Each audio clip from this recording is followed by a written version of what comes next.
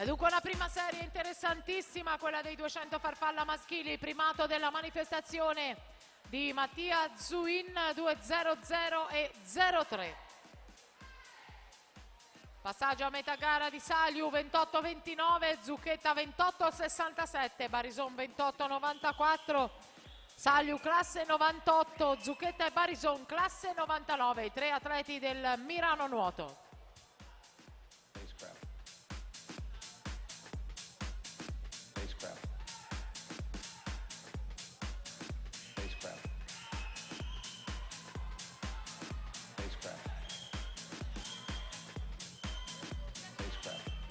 Siamo a metà gara, 1-0-0-0-4, Gabriel Saliu, Stefanutti torna in seconda posizione, Zucchetta in terza, ma una gara ancora apertissima, seconda parte dei 200 farfalla, la più difficile per questi ragazzi, dove spesso si invertono le posizioni, sono in 4 per 3 medaglie, con Gabriel Saliu sempre più dominatore di questa specialità.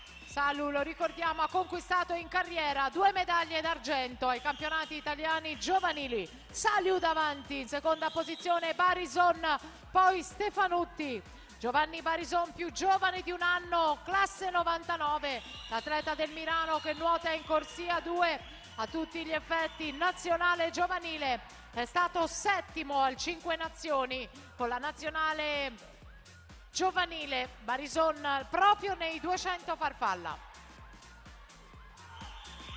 Primato di Zuin che sfuma e comunque vittoria per Gabriel Saliu 2.03.96, poi il più giovane compagno di squadra Giovanni Barison. Vediamo il bronzo che va a Zucchetta e quindi è tripletta Mirano Nuoto in questa specialità.